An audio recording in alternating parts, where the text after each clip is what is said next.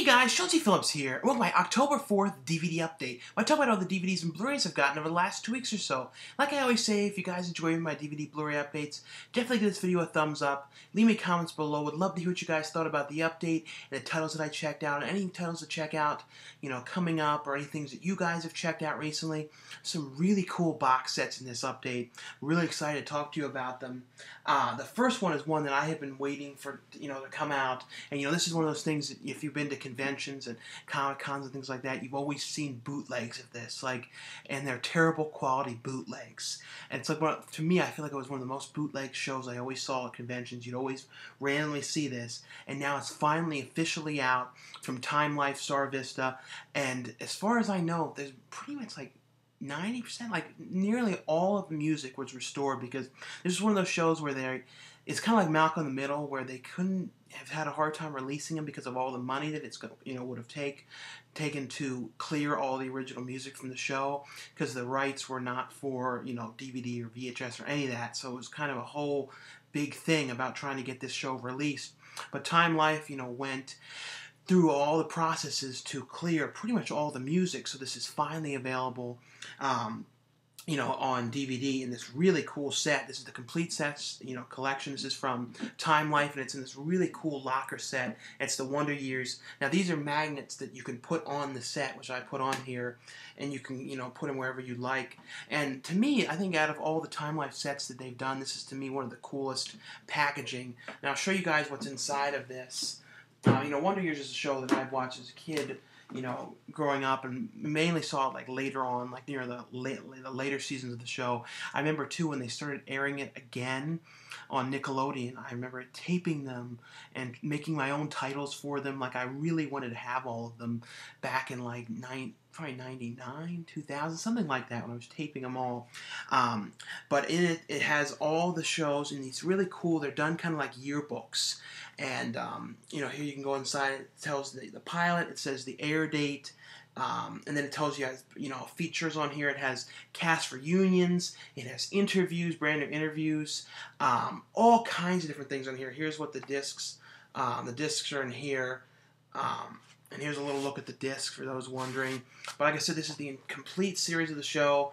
But it has, roundtable discussions, all kinds of things on here for the show. And then it has bonus discs on here as well. 16 years later, pilot episode, outtakes. So they really put a lot of effort into getting a whole lot of features for this. There's also going to be single disc edition versions of this available on Amazon. I think the first season is going to be going up soon. But to me, this is a cooler way to get it, to get all of them. It also has an episode guide on here, which talks to you about certain episodes. It actually has that for both of them. So it has, a full thing talking about the episodes and telling you, facts about them, what it's about, which I think is really pretty cool, because I hate when a show comes out and then it just sort of has the name, and because there's certain ones you really want to try and find, and when they have it like that, it makes it much easier. And I love how they did this like a composition book. I mean, like I said, they really did an amazing job with, the touches on this set. And also in here, here's the composition book for the first season, like I said, detailed episode information, and then there's a yearbook for the show as well, which has, rare pictures from the show, and it's also signed by people in the show, just like, how your yearbook would be signed. It's a very, very cool set. Like I said, you can get this on the Time Life website, and like I said, this is a show, about Kevin Arnold going through his years in school, and like I said, it's just a really well-made, family growing up, coming of age kind of show. I think it takes place in the 60s, but it was one of those ones, like I said, that I have watched every one of the episodes and have been waiting, forever for this to come out. I said now all the places are going to be throwing away those bootlegs, and I'm glad now that, that you can finally get the real edition of the show. Now, the next one I got from Anchor Bay, and this is like a joint release from, Anchor Bay and Scream Factory, and it's Halloween, the complete 10 disc collection. There's two different editions of this. There's also the 15 disc edition, but this has all the movies. I have the actual disc itself for the producer's cut that I got from Anchor Bay, so I've seen the producer's cut. Now, a lot of people wanted to see inside this set to see what it looks like. so they can see inside, because I don't think there's been a lot of unboxings of this. So here's what it looks like, the discs, and here's the individual discs. So it has all the discs for 1, 2, and 3. To me, my favorite of the Halloween movies, of course, is the first one, but the one that I love to watch, and just more than you can imagine, is Halloween 3. I know that a lot of people, some people don't like that movie because it doesn't have anything to do with Michael Myers and it's its own story. But I really like that one. It's funny, though, the Halloween Rob Zombie one is like a disc from Europe or something. But, I checked it. It is Region A, but for some reason it's like a Europe disc. I don't know if all of them are like that. I'm guessing that they are, because all the up till Halloween Resurrection are all new discs. But it also has, new features on H2O and a new commentary track, and that is on this version of the set as well. But, if you don't know the story, it's about Michael Myers, coming to, come and get his sister, and then the sequels, he's, continuously coming back. But these are just really fun slasher films. I really like the artwork on this version of the set as well, and I love how they kind of aged it up and scratched it and gave it kind of this real cool vibe to it. Like I said, there's also the 15-disc collection of this as well, which has an extra bonus disc, and then the TV cuts of part 1 and 2. But this, for people who just want to get the movies, and then it has, like I said, a whole bunch of features on these as well. This is the one I would recommend for that, and I like it too because it's a smaller set too. The next one is another one that I've been, waiting for these to come out, because they've only ever been available on, full screen editions. And to actually see these in widescreen, they really look good. These are movies to me that some people have a mixed opinion of them because they're kind of comedic horror movies, and some people don't love comedic horror movies. I really like comedy horror films, and I was watching the third one again last night. I like these movies. They're just really fun movies, and they're the Leprechaun, the complete collection. These are from Lionsgate, and it has all the films on here, and they don't talk about it too much on here. But it has new featurettes, which are, really well-produced featurettes, which is from, I think, Red Shirt Productions, who's done a lot of the features for, the Scream Factory releases. So, if you know their documentaries that they have on there, it's the same kind of style. They have interviews with Warwick Davis on here, a number of different cast members for the movies. This also has Leprechaun Origins on here as, the bonus movie on here as well. To me, if you guys are getting this set, I would recommend getting this, because you get all the classic movies in the new one. The new ones is a totally different direction. It's not a comedic movie. It's way more serious. I thought it was okay, but to me, it just didn't have the same vibe of the movies. But it basically is about Warwick Davis playing this leprechaun character who, anyone who finds his gold or anything like that, he's always coming after them. The second one was about this tour group, and he's screwing around with people in the tour, and then he's trying to get this girl, and taking him back to his, this kind of cavernous thing he's got. And the third one is him in Vegas, which is my favorite one, just because it just was a real fun movie. I always forgot too that Caroline Williams was in that one. The fourth one was him going to space, and a lot of movies, the fourth ones end up in space. Critters 4, it's sort of like the thing to do when you get to part 4. And then Leprechaun in the Hood and Leprechaun in the Hood 2. But these are just great. I thought they had really, did a really good job cleaning these movies up. A really good price for these as well. But I would definitely check them out, and if you haven't seen them, I would just, like I said, I really recommend them because they're very fun movies. And the next one from Warner Brothers is Edge of Tomorrow, which is, it sort of goes by the title Live, Die, Repeat as well now. To me, this is I would say one of the best sci-fi kind of movies in a long, long time. It's just too bad it didn't get more attention when it came out, because I know it didn't, do as well as they hoped. And it's one of those ones that I really hope, that people really check this one out, because I like this one a lot. This is also, there's a 3D one, is also a non-3D one available as well. But it's basically about Tom Cruise, who ends up getting thrown into, there's this aliens that are attacking Earth, and pretty much he's basically thrown into the middle of this. Basically, everyone who gets thrown into this is going to get killed, because Tom Cruise isn't playing along with what he's supposed to be doing. Because of it, he gets thrown into this and has to actually go out and fight, and he's actually more about talking about the things, the cause, and actually not actually doing anything. But the second he gets out there, he ends up getting killed. Immediately he ends up waking back up on the same day he gets put there to go out there and fight. And it's pretty much like a Groundhog Day kind of movie about him continuously dying and continuously coming back. And Emily Blunt's character has basically what happened to Tom Cruise happened to her.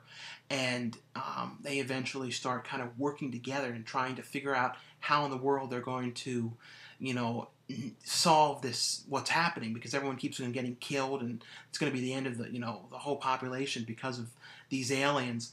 So it's kind of them working together, and every single day he has to introduce himself to her again. But I thought it was just such an effective movie and worked so well. It's got a whole bunch of featurettes on here, the making of the movie, talking about the suits and all that kind of stuff. But like I said, when it comes to science fiction movies, Tom Cruise really was in two really good ones in the last couple of years. This and Oblivion. Like, I really like them. I think to me, this is a little bit better, though, than Oblivion. This is one of those ones, too, like I said, that has that kind of rewatch kind of value to it. Kind of like Groundhog Day. Like one of those movies that I think people, once they see this, are going to want to watch this a lot. It's just one of those movies that, to me, like I said, it really worked. I'd like to hear what you guys thought of the movie. The next one from Disney, it's Back Out of the Vault. I think it came out, I think this was like one of the early Disney Blu-rays. Now this is the new edition of it with new features on this as well. And it's Disney's Sleeping Beauty. And pretty much, you know, if you guys don't know the story of Sleeping Beauty, it's about, you know, the king and queen who finally have this child. And the three fairies are coming there putting the spells on it, you know, that give... you know, protection, those kind of things, and then Maleficent comes in there and says that when she turns 16, she's going to prick her finger and end up dying, but the fairies end up making it so she's going to end up going into a sleep until she finds her true, you know, the kiss of her true love. But to me, you know, the thing with Disney, too, is they do such an amazing job cleaning up these movies. Like, I can't get over how clean up these movies are. This has a whole bunch of new stuff on here. It has a thing on here, too, which is pretty well, I thought, well produced with, you know, Sarah Hyland talking about the new parade. And I thought it was a pretty well produced promo thing for the parade. It's got deleted scenes on here, like a featurette on Disney villains, and then all the features that were on the old DVD edition of that. The next one, and this is the UK edition of StageFright. I have the one from Blue Underground. This is the limited edition. I think they only made 3,000 of this one, and it's the UK edition of StageFright. And you know, if you guys don't know this movie, pretty much about a theater group, and they're really not, you know, they're rehearsing to put on this play, and they're not really doing amazing at it. The director is always screaming at them, and it's not really going perfectly. But there's a serial killer who ends up escaping from the nut house nearby, and is pretty much, the director has locked them. You know, someone has been, you know, one of the actors has been killed out front of the place, and the director gets this idea that because someone's died there, it's going to really help the play, and it's going to become very popular because of it. So he locks all the actors in there and makes them rehearse, and they end up getting locked in there with the killer. And it's pretty much them, you know, trying to survive and getting killed off one by one. Amazing music in this. This has a pretty cool little documentary on here. I think it's like 35 minutes about VHS collecting. And I always love those kind of featurettes about people who collect VHS. And this one had some different stuff on it. It didn't stay to the... It kind of like showed some random things in it as well. But I liked it, though. I like those little things. And this is a region-free Blu-ray as well. It has some new... interviews with Joe D'Amato and a couple different featurette interviews on here as well that are not on the Blue Underground edition. Also has a booklet in here. I don't think there's anything I can't show in the booklet, but you know, a booklet in here with some pictures from the movie and things like that, the posters and stuff like that. To me, though, I was trying to see if there's a difference with the picture, and they seem pretty much the same. I thought this one maybe was a little bit sharper, but I couldn't tell for sure. This is from Exposure Cinema as well, for those who were interested. The next one is one that I really liked, and it has Arielle Bradford, who was, you know, in Jose Prentice's film The Haunting of Whaley House, and that was one of the reasons I wanted to check this out. And it's Chemical Peel, which to me, you know, every time I talk about certain movies to me that stand out, and I would say like one of the top recommendations, this is one of those ones that would be one of the top recommendations for the horror films in this update. Just to me, for like a really, really low budget movie, it was so effectively done and worked so well. At least to me, it did. It was about a group of these girls who were getting together for a bachelor party. The one character is getting ready to get married, and there ends up being outside this nearby train, you know, ends up, you know, derailing and letting out all these toxic chemicals, and there's all this smoke in the air. and they pretty much, they can't get a signal on their TV. They don't know what's going on. The phones are dead, but they know that if they go outside, they start choking and coughing profusely, and they've seen people outside that are all screwed up in this, the smoke cloud of chemicals. And it's pretty much about them, dealing with what's going on and, dying terrible deaths. Some of them, from if they go outside, are getting really sick and pretty much just you could tell they're dying and in terrible shape. And I really like this movie. I thought it was really, really well done. And, like I said, one of those ones that I really recommend. And just really works. Like, everything about it works. The effects really worked on this. I thought the acting worked. This is another one that I would love to hear, what you guys thought of it. Definitely check this out. Really cool, chemical kind of cabin fever kind of vibe to it. The next one is a film which I like this movie. I thought it was pretty funny. Kevin Hart's also in this movie, uncredited. They don't, I don't know if they could not promote it with him or something like that, but he's in the movie for I think at least 20 minutes, and it's Nick Cannon directed this movie, and it's School Dance, and it's pretty much about these kids. The main actor who is from the movie Role Models. I believe that's what it was, Role Models, and he was in a couple other different movies. This is the first movie that I've noticed him in a while, but a whole bunch of people are in this. George Lopez, Luenell, I always think of her from Borat as the prostitute character that Borat calls on the phone, but she's been in a bunch of different stuff. It's pretty much about the one kid who wants to end up... I was watching the deleted scenes, so they kind of changed around certain ways things went. But it's pretty much about they're these friends, and he kind of, they make a dare with him that he's going to get the one girl's panties at night, and it's pretty much, that's sort of the plan, and they're also in this rap group, but they're having a lock-in when all the kids lock themselves in the school, so it's kind of about what they do during the day at school, and planning for the lock-in, and it's just a really funny, kind of weird things happening to them. I liked it, though. I just thought it was a fun... it felt kind of like a house party or a class act kind of feel movie. Almost like something that was a script that was written in 1993 or something like that. It just had that kind of feel to it to me. I'd like to see Nick Cannon do more of those kind of comedy movies. I liked it, though. The next one from Lionsgate is Eliza Dushku film, Locked In.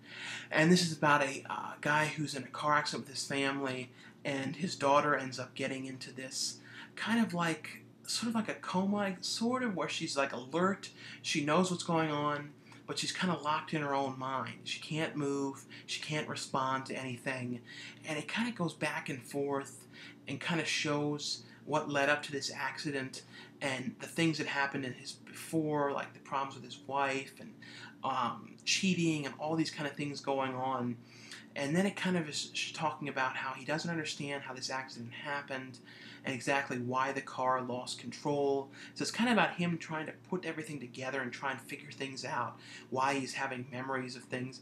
I thought at the end when I got to what exactly was going on, I thought it was pretty effective. I really did think that it worked. It was a little bit different what was going on. I kind of had an idea what they were going to do with it, but I thought this was an interesting one, though. I think it's worth checking out. The next one from Lionsgate through history is Pawn Stars, a very Vegas Christmas special. And this is one of the Pawn Stars Christmas specials when they were all getting together with the guys from Counting Cars and American Restoration. And, the American Restoration guy was actually originally from, well, both of them were from Pawn Stars. And then they got the spin-off shows.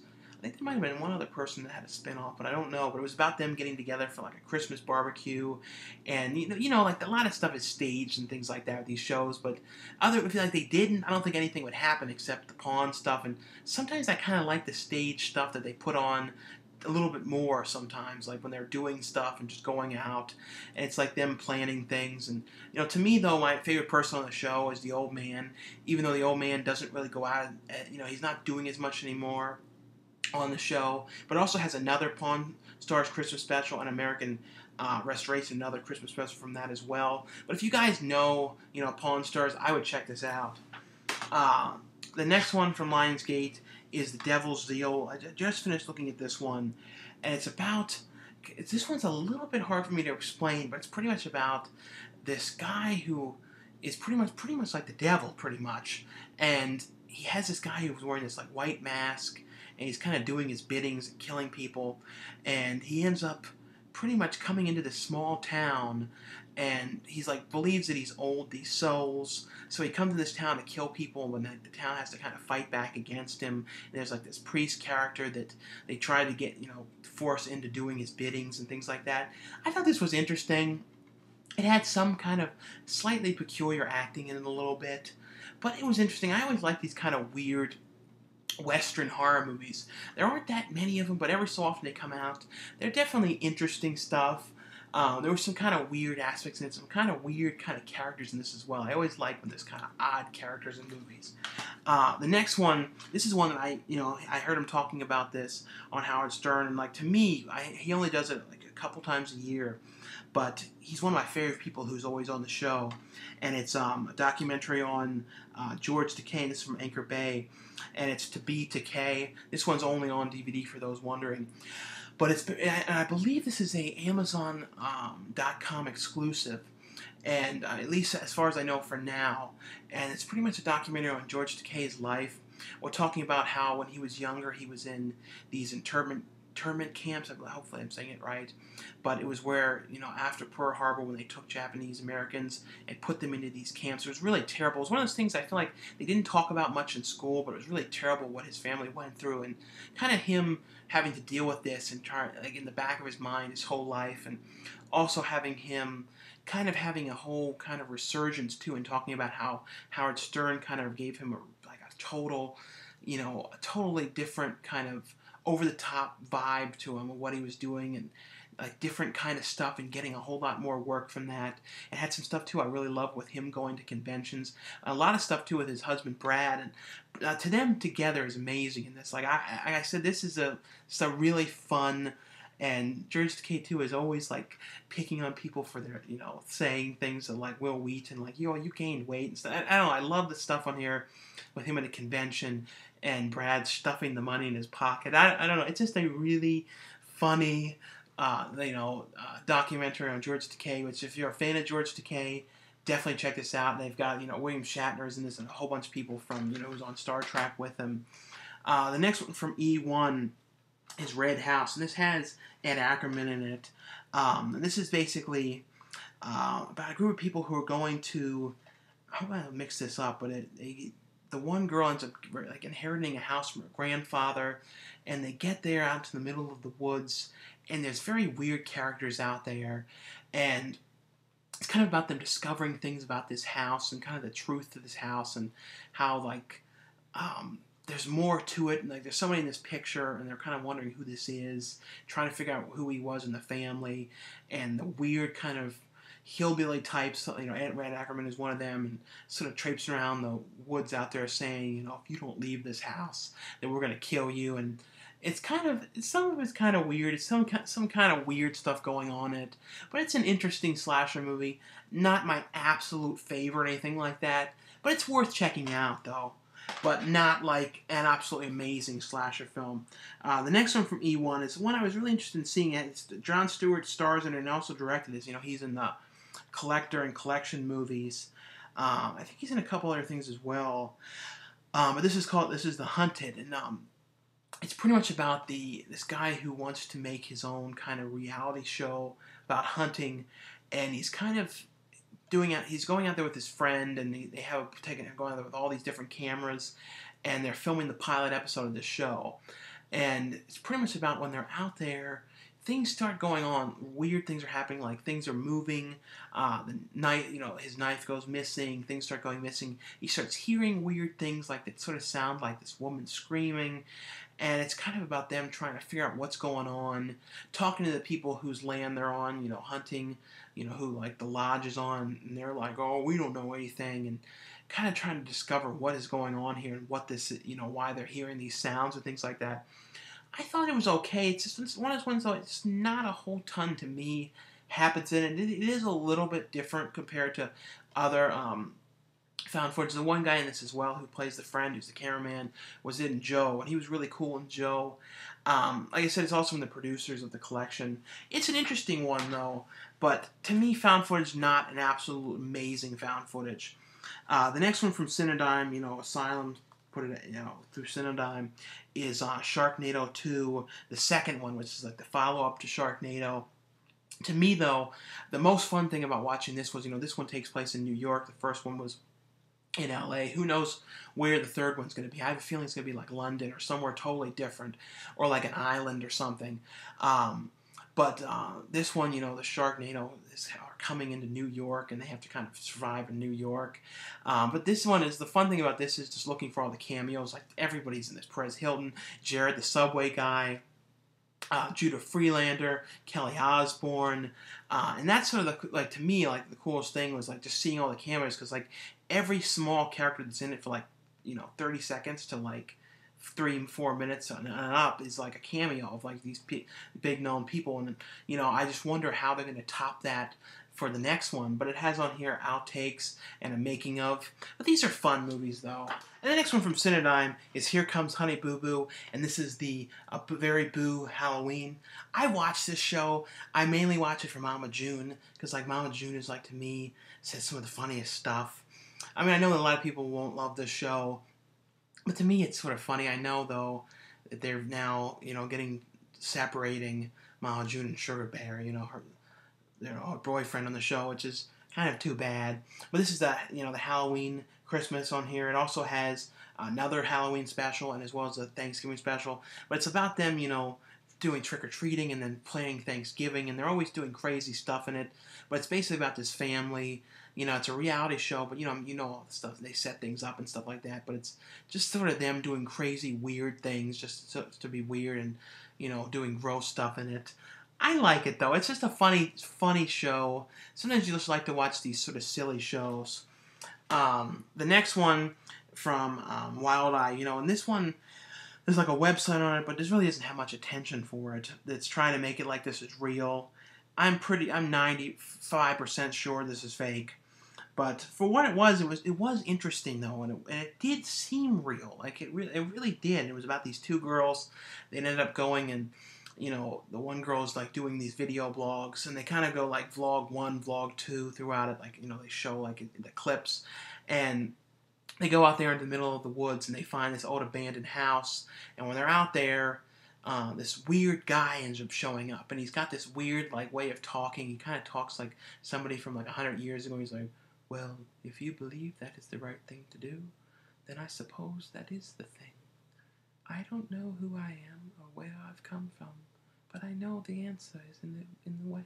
I don't know. It's like that kind of thing the whole time. He's a very strange guy, but that's pretty much what it is. And the bad things happening as well. But the thing is, look it up though online. If you guys end up finding anything that actually says that it is real, but like I said, I'm pretty sure it isn't. But you can't even find like the director or anything about who made this or what, or because the thing is, though, if it really was real footage, I really doubt that it would be able to be released. But I liked it, though. It's definitely worth checking out, because like I said, it was a different kind of found footage thing, and like I said, did really seem real. And I will feel kind of weird. I did find out that there was parts of it that were real, and the one really is missing. The next one from Vertical Entertainment is Brian Austin Green, Mina Savarni film, Don't Blink. I will say, though, I don't know, Mina Savarni was so underused in this. Like, it was like, I really wish she was in this a lot longer, and she didn't have a whole lot to do at all, and that was like the only thing that was bugging me about this. But it's about a group of people who go to the ski lodge for a trip, and when they get there, something weird has happened, and like pretty much it's kind of like the Langoliers or something. Like, everyone's gone missing, there's nobody around, they can't find anybody, and one by one, people, like, if you kind of take your eyes off them, the people go missing. So that's why they say don't blink. You look away, then they're gone. You don't know where they are. It's one of those kind of movies where you're kind of like wondering, where are they? What's going on? Are you going to find out in this movie? I mean, I was interested in this. I found this to be interesting. Like I said, though, Mina Savarni I just thought was really underused in this. But it was interesting. Like I said, it has that kind of Langoliers kind of vibe to it.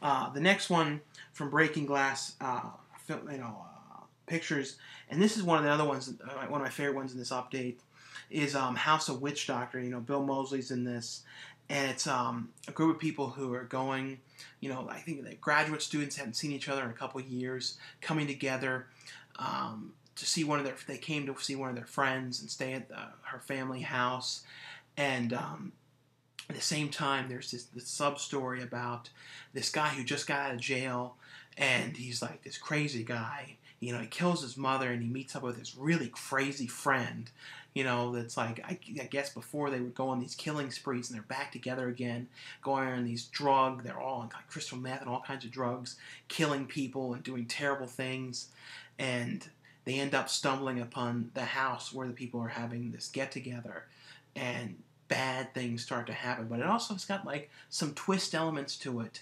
and different things happen. And I kind of had the idea, because I read this one review that kind of ruined a bit and sort of said one thing, and I'm like, oh, okay. Because like I was thinking, like, I don't want to ruin too much about this, but if you like kind of crazy, over the top, there was some stuff in it that was a little hard to take. Just some of it was just a little bit, but I like this though. Like I said, this is one of those ones that you think about this a lot afterwards. Leslie Eastbrook is in this movie as well, but I would check that one out. Like, I really thought that was a pretty interesting one, especially if you love like crazy characters. The next one from Cinedigm and CBS DVDs, and this is the classic, Elizabeth Montgomery, one of the first stories on Lizzie Borden, the legend of Lizzie Borden. The one that they did with Christina Ricci recently copied a lot of this. I mean, it was a remake of this, but it kind of was word for word with some of the stuff. I mean, of course they changed the music in the new one.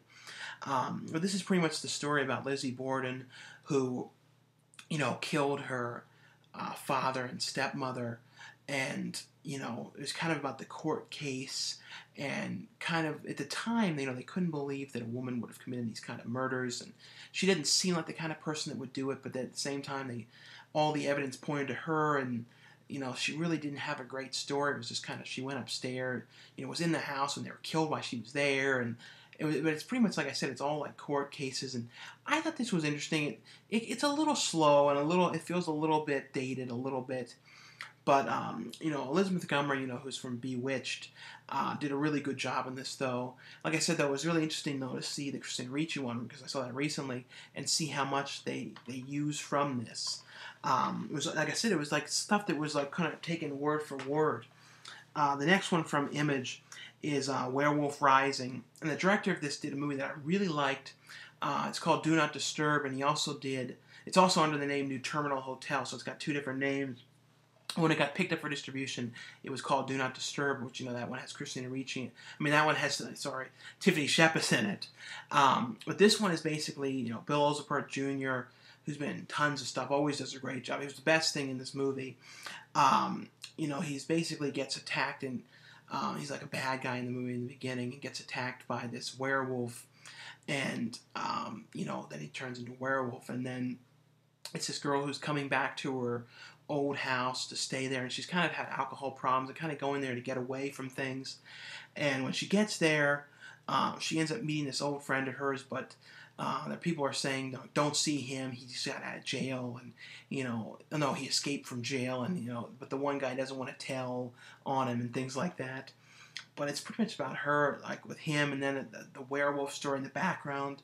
Not a whole ton happens in this. I thought, Bill, like I said, Bill Ozelpert Jr. was really, really, really cool in this. Some of these really crazy scenes with him, like when he was like doing the werewolf and stuff. And there were some interesting things that happened near the end of the movie. It just didn't play absolutely perfect to me. It's still, I would say, worth watching, especially for Bill Ozelpert Jr. The next one from E1 is the Dusk Till Dawn TV series, and Robert Rodriguez did this, and this was made for his new network. I think it's like the El Rey Network, I believe that's what El Rey Network, which is like on digital cable.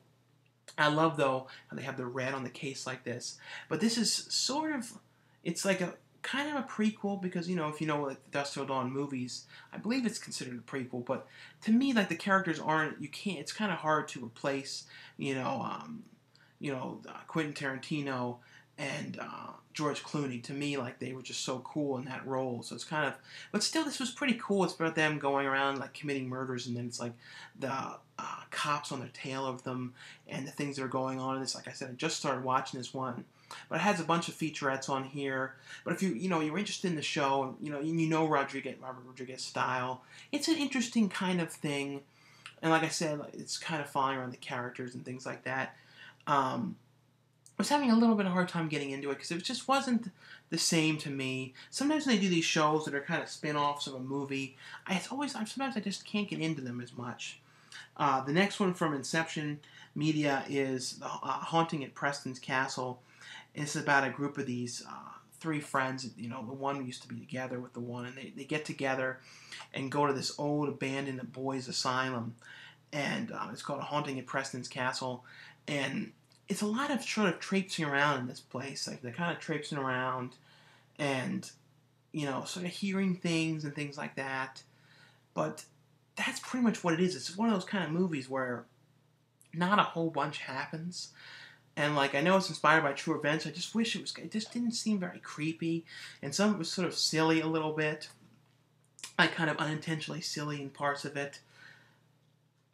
But I sat through it and liked it enough, but it's just, there's not even too much to say about it. Like, the one goes missing, and I don't know. I really can't say much about it. The last one from Millennium is Persecuted, and it's about a guy, it's like, I don't know too much about religions and things like that, but this is a guy who's about, religious freedoms and the right to, say what, his beliefs are. And he kind of has this kind of cultish kind of religion, and he doesn't want to budge with what he believes, and the one character is trying to get him to agree to this certain thing that he wants, and he doesn't want to do it, and they end up basically hiring someone to frame him, like he ended up raping this woman and killing her, and ran off, and it's pretty much about him trying to clear his name and trying to because the police are after him, he's sort of hiding out. It started off a little bit more interesting in the beginning to me, and then I kind of lost interest with this. And like I said, I'm not a huge fan of super religious kind of things. So I couldn't get super into it or anything like that. Like I said, though, I was interested in it a little bit more in the beginning. I mean, some people I think might really like this, but it just wasn't really my scene, I would say. But anyway, though, guys, thanks again for watching and subscribing, and I'll see you guys later. Bye.